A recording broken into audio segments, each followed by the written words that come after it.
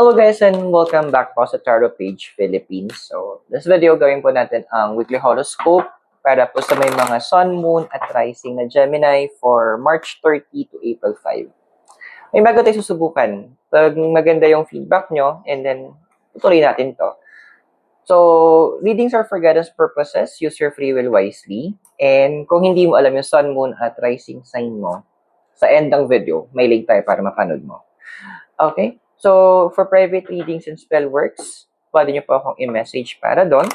At kung gusto nyo pong tulungan na lumago yung channel natin, pwede nyo po i-click yung join button o yung thanks button sa baba. Okay. So, ano bang cards meron tayo para sa'yo, Gemini? So, meron tayong flexibility or fun, between worlds, happy, new life, time to go in. At ang iyong deities is si Saturn, karma, control, and structure, and Pan, anxiety, resourcefulness, and live. Okay. So, ma-expect natin itong week na to. Literal, kailangan mong mag-adjust.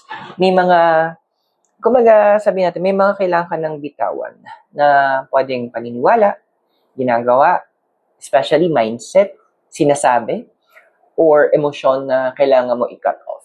Kasi andito yung point na the universe is trying to, ang isip kong example,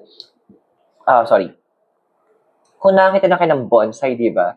Pag mas marami siyang mga curve, yung mga branches, mas mahal siya kasi it takes time para, at pahirapan yun para magawa yun. It takes patience. So, ganun din, sinasabi sa'yo within this week with flexibility na may mga babaguhin yung universe kasi this is a time of restructuring yung ginagawa sa'yo ng universe.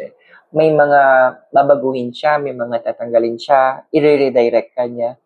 Yung mga akala mo dati na normal na ginagawa mo, hindi siya normal para sa universe. Andun yung punto na nasabihin ng universe, no, palitan natin yan. Yun yung kaya yung correct me if I'm wrong na lang, yung may passage, I think sa Isaiah yata yun, para kung gano'ng kataas ang lupa mula sa langit, ganun kalayo din ang pamamaraan ng may kapal kumpara sa atin. So, ibig sabihin, yung mga akala natin at yung plan natin perfect na, no, it's not. Mababaw pa yon, madaming madaming butas, madaming pwedeng mangyaring hindi maganda. Pero kapag ang may kapal o ang universe ang gumawa ng plan, expect mong flawless yan. Ano lang na medyo matigas kasi din ulo mo. Kasi nga, with orphan din, nasanay ka na parang, kaya ko naman itong mag-isa. I'm good. Okay na yan. Blah, blah, blah. No, dude. No. If you want what's best, listen, makinig ka sa dinadirect ka ng universe. Minsan nakala natin kasi iba sa inyo. Tatagal kasi kapag ginawa ko pa to, ito na yung mabilis sa daan. Yun nga yung point May mga detours sa universe para sa'yo. Ang detour sa mga sa mga nagda-drive sa inyo, di ba ang detour, kaya siya nilagay doon kasi merong balakid doon sa dadaanan mo talaga. Ibig sabihin, hindi maayos, or may problema, or andun yung punto na pwedeng baka may panganib pa. Diba, nung paakyat dito nung paakyat dito sa Baguio, sinara nila ang Canon, may mga detour kasi may mga landslides. Sometimes ganon. Actually, yun yung sinasabi ng universe. Kaya kanya pinapalaan sa iba is because may mga possible dangers na nauna or mga problema na pine-prevent ng universe na pagdaanan mo pa. Kasi unnecessary na sayang yung oras. So, akala mo yung pinapalihis ka ng universe sa ibang daan, iba yung pinapagawa sa'yo, akala mo na sayang oras mo. No. Sinesave ka ng universe from experiencing negative things. Yes, andun yung point na parang, ang boring. Sabi nga nung happy, parang, ang boring naman kapag ganon, iba-iba yung kailangan kong daanan. Alam mo, hindi. Ang pagiging bored, actually, naniniwala ako din that happiness is a choice.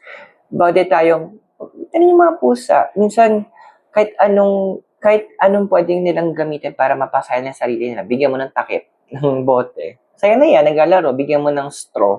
Masaya din siya naglalaro. Pero bigyan mo din siya ng mga, bumili ka ng bahay nila, masaya din siya. And hindi doon sa, yung happiness nila is hindi nakabase kung mahal yung gamit nila or sa kanila. Importante, pinili nila maging masaya. Pinili nilang to make the most of it. So, ngayon din yung sinasabi sa universe. Right now, may mga adjustments na ginagawa. Choose to be happy with it. Piliin mo na i-enjoy yon.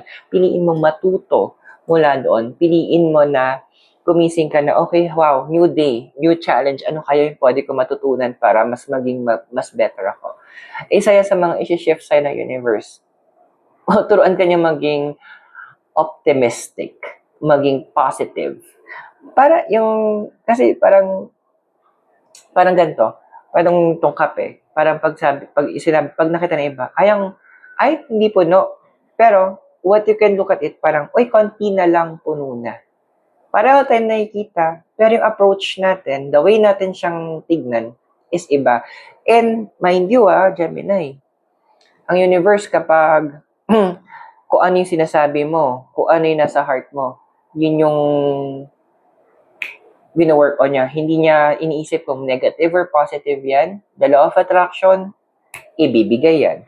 So, i-position mo yung sarili mo. Kaya nga flexibility yung una mong word eh.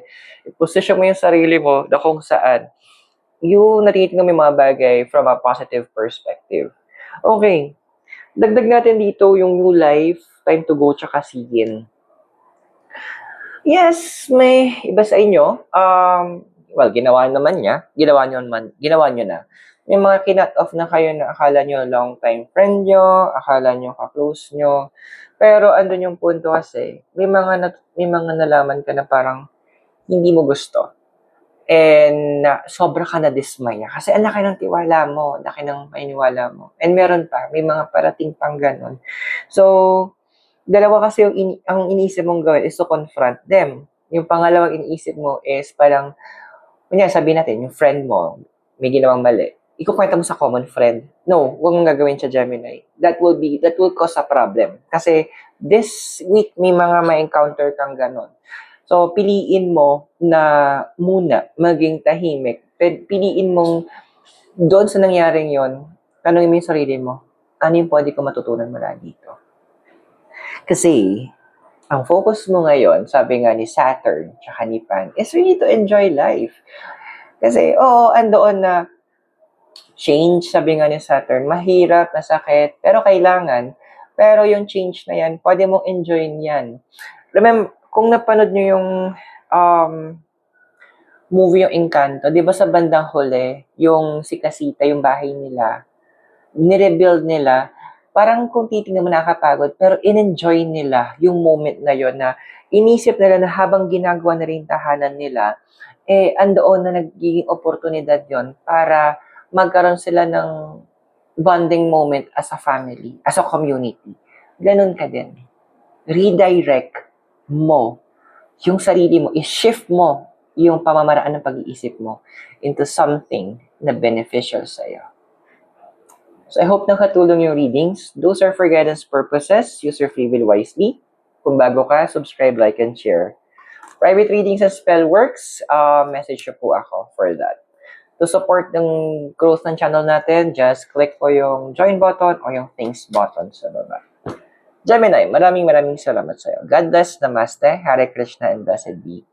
And hope to see you soon. Wala pa sa Baguio City. Have a great day, and I'll see you around. Bye!